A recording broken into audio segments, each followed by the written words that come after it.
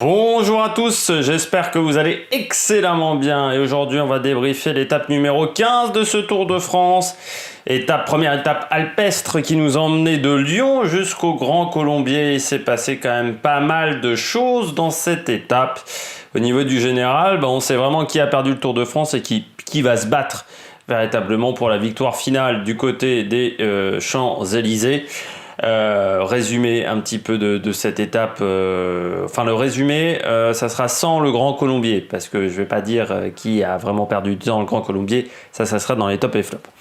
Résumé, première heure de course à plus de 55 à l'heure, c'est vous dire la difficulté qu'a eu l'échappée à sortir pendant très longtemps. La Jumbo-Visma a contrôlé assez fortement cette échappée et surtout ne voulait pas qu'il y ait de groupes de contre qui rejoignent cette échappée. Alors cette échappée a été composée de Geschke et de Trentin du côté de la CCC, Michael Gogol, Jesus Herrada du côté de la Cofidis, Kevin Le Danois, Arkea Samsic, Marco Mercato, Nicolo Bonifacio du côté de Total et Pierre Rolland. L'écart maximum sera de 4 minutes 40, ça sera au pied de la première difficulté du jour. C'était la première montée vers le Grand Colombier, parce qu'on prenait le Grand Colombier par 3 voies différentes. C'était la montée de la selle de Fromentel. Dans cette difficulté, on a Trentin qui se sacrifie pour Geschke. Geschke attaque et puis ensuite vous avez Gogol et Rolland qui suivent. Gogol aura du mal à un moment à suivre mais revient au sommet et puis attaque dans la descente en fait. Il fait la descente à fond avec Herrada, Rolland et Geschke qui s'entendent pas vraiment. J'ai oublié de parler du sprint intermédiaire. Bennett a encore repris des points d'avance sur Sagan. C'est important de le notifier. Alors 2 points, je crois 2 ou 3 points. Et puis dans le col de la Biche, Gogol est devant et puis Pierre Rolland va attaquer, va revenir sur Gogol, va le lâcher. Il va faire un petit peu de route devant, mais comme il n'a pas énormément d'avance à ce moment-là, l'écart est à peu près 2 minutes en haut du col de la Biche, il sera repris dans le Grand Colombier. Et ensuite, victoire à la fin de Primož Roglič, mais il s'est passé pas mal de choses dans le Grand Colombier. On commence tout de suite par le bilan des Bleus. Du côté du bilan des Bleus, pas facile. Je n'ai pas noté Kevin Le Danois, mais Kevin Le Danois a fait quand même une belle étape. Belle étape également de Warren Barguil qui a aidé Quintana, mais on en reparlera quand on reviendra sur la course de Quintana et il fera partie des flops. Et pas des bleus parce que comme j'avais déjà 2 coureurs en fait et que du côté des flops j'en avais qu'un à ce moment-là, je me suis dit je mets Quintana dans les flops. Surtout que ça a quand même été un flop de la journée, même si vous savez que normalement le bilan des Bleus ce sont les coureurs français ou les coureurs étrangers dans des équipes françaises. On commence avec Pierre Rolland du côté des Bleus. Un plus pour Pierre Rolland, il a été offensif aujourd'hui, il n'avait pas vraiment coché l'étape et je crois qu'il s'est donné un nouvel objectif, c'est le maillot à poids, parce que quand on voit l'état de fraîcheur de Benoît Cosnefroy qui est lessivé, mais il est lessivé depuis la première semaine du Tour de France, c'est-à-dire depuis l'entrée dans les Pyrénées, il est lessivé, Benoît Cosnefroy. Déjà sur la première étape dans les Pyrénées, quand il attaque et qu'il lâche très rapidement dans la première difficulté de la première grosse difficulté des Pyrénées, je me suis dit, ça sent mauvais pour lui, la récup c'est pas son fort. Et ça s'est vu que la récup c'était vraiment pas son fort à notre ami Benoît Cosnefroy. C'est vrai que Pierre Rolland pour le maillot à poids ça pourrait être intéressant. Aujourd'hui il a pris quand même 20 points. On verra si mardi il va réattaquer, surtout qu'on sait que c'est quand même un coureur qui adore les 3e semaines. Pierre Rolland c'est quand même pas une nouveauté et qu'il est je crois déjà à 25 minutes au général ou un truc comme ça. Enfin, au général il a de la marge, voilà, il n'est pas dangereux pour les coureurs devant, mais belle journée devant. Il est revenu sur Google à un moment où c'était quand même mal embarqué pour ce groupe de tête. Donc non, voilà, très bonne journée de Pierre Rolland. Pas grand chose d'autre à dire. Cette vidéo, je pense, sera aussi courte que celle d'hier. Et puis on continue avec Guillaume Martin, 3 minutes 25 de perdu aujourd'hui pour Guillaume Martin. Normalement, il n'aurait pas dû perdre autant. Il a eu le malheur de dérailler au pied du grand du Grand Colombier, j'avais oublié le nom, j'allais dire le Grand Bornand, non c'était le Grand Colombier, Guillaume Martin, donc il déraille mais il était déjà en difficulté dans le col de la Biche. Je regardais la F1, j'ai regardé une grande partie de la F1 et du Tour de France en même temps en parallèle à part à part quand il y a eu le drapeau rouge, et là j'ai regardé, je regarderai la F1 après, mais de toute façon il était déjà en difficulté dès le col de la Biche. Il est en difficulté quand même depuis Puy-Marie, où on sent qu'il n'est pas extrêmement en forme. Alors je sais pas si c'est un problème de gestion de pic de forme, si c'est sa chute mardi lors de l'étape qui nous emmenait à l'île de Ré, mais il est quand même en difficulté depuis quelques jours, Guillaume Martin. Là il perd 3 minutes 25 aujourd'hui.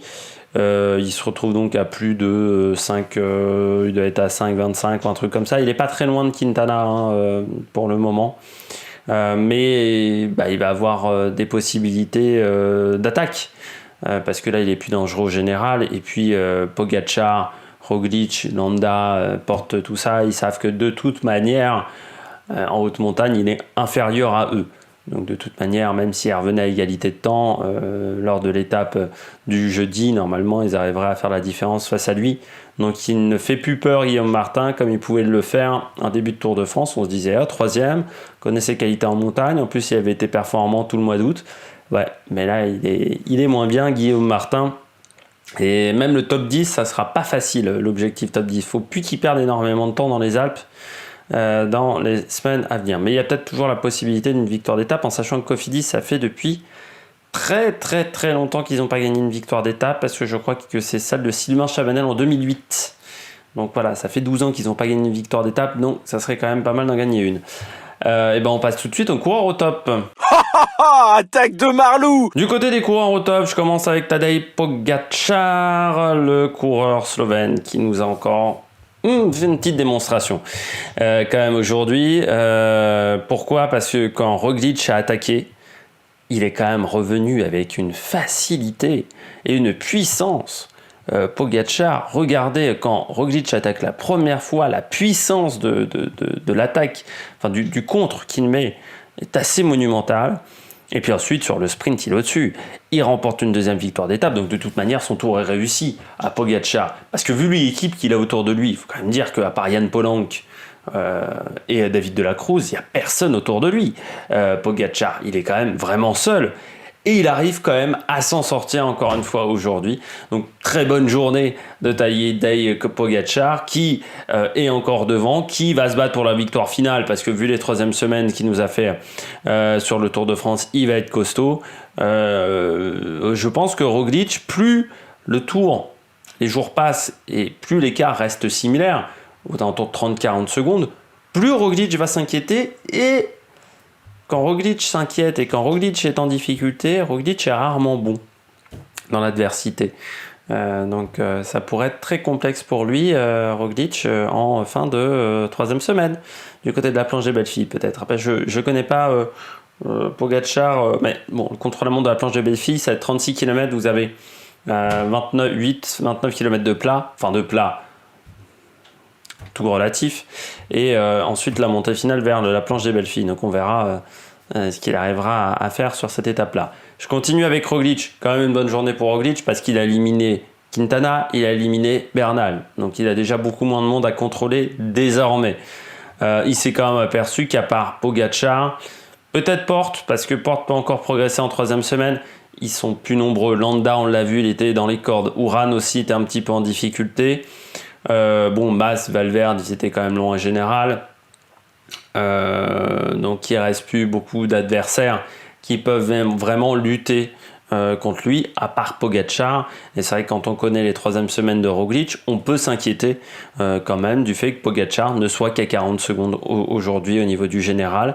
Ce n'est pas fait, la victoire finale, loin de là, mais c'est très rare quand même qu'une victoire finale se fasse lors de la 15e étape. Et puis surtout, ce qui est inquiétant, c'est que là, Pogačar, il n'a pas peur.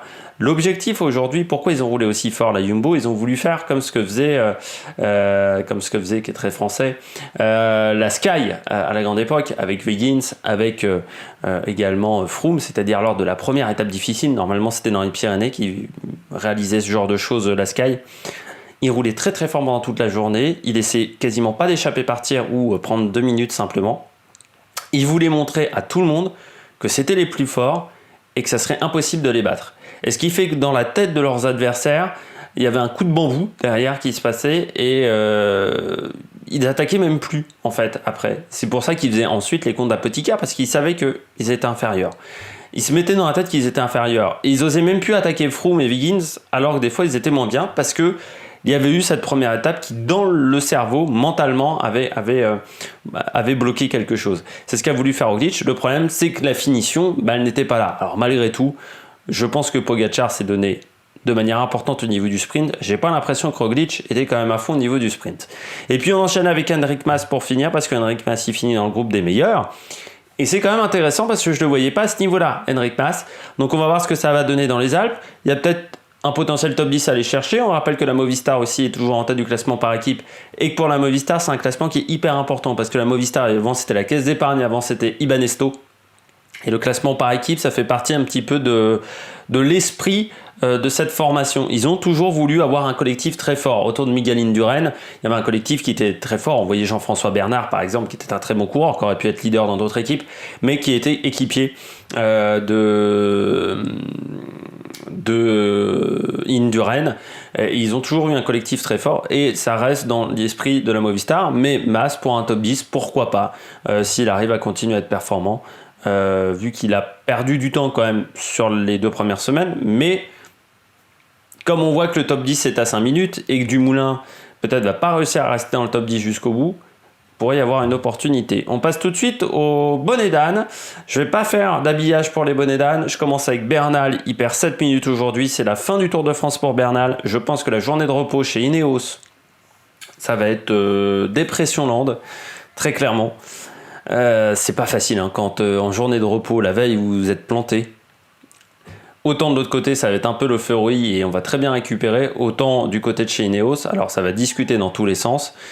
Et puis l'ambiance va être très morose dans l'équipe. En plus, il y a des confs de presse à faire. Enfin, tout va être très difficile pour Bernal demain et je suis pas sûr qu'il récupère excellemment bien. Et surtout, ça va trotter dans la tête pendant 2 jours. Le fait qu'il a été moins bien, le fait qu'il a perdu énormément de temps. Il était pas à son niveau, là, Bernal. Il y a un truc. Soit c'est le pic de forme qui est passé, soit il traîne un virus ou on ne sait pas, une mononucléose, un truc comme ça, parce que ça peut arriver également. Mais là, il était pas à son niveau. 7 minutes de Roglic, c'est pas son niveau. Genre du Bernal, très clairement. Donc il y a un truc qui va pas du côté de chez Bernal. Et puis Quintana, qui a perdu 3 minutes 50, on sait qu'il a encore des douleurs par rapport à son genou. Je l'avais mis parmi mes favoris, je crois. J'avais mis, alors Roglic, Pogačar, je m'étais pas vraiment foulé. Ils ont été devant. Par contre, j'avais mis pour la victoire d'étape Quintana, je me suis bien planté. 3,50, ouais, il est pas au top. Pourtant, Barguil il a fait un énorme travail pour lui dans le final.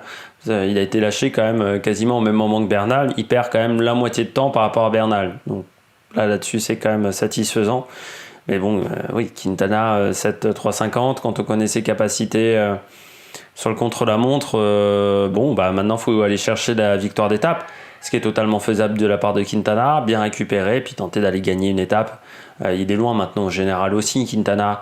Il doit être à 4,40, 4,45, un truc comme ça. Donc, on va lui laisser des possibilités pour aller chercher des étapes. Je pense surtout que là, il paraît beaucoup moins dangereux, encore une fois, pour Pogačar et Roglic mentalement. Donc, on va lui laisser des places.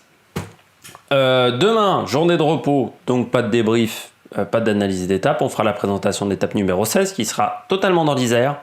Vous verrez, le parcours est pas forcément... Enfin, il est étonnant, ce parcours de l'étape 16. Je ne vous en dis pas plus. La présentation, elle sera en ligne donc mardi, 7h30. Puis on fera le débrief de l'étape dans la foulée. Mais d'ici là, vous aurez le débrief de la Formule 1 avec un Grand Prix qui a été mouvementé, le Grand Prix de Toscane. Le débrief F3. La MotoGP si j'ai le temps. Enfin, il y a encore pas mal de choses que je dois faire. Et la semaine va être très chargée, je vous le dis. Et du côté de la moto, je pense que la Moto 2 et la Moto 3 vont sauter. Avec la Moto I. La Moto I, ça sera après parce que je pense que j'aurai pas le temps, absolument pas le temps de faire tout ça. Allez, à la prochaine sur l'Amérique Production. N'hésitez pas à vous abonner, n'hésitez pas à mettre un pouce bleu si vous avez aimé la vidéo. Puis surtout, n'hésitez pas à réagir dans les commentaires. Allez, ciao ciao sur l'Amérique Production.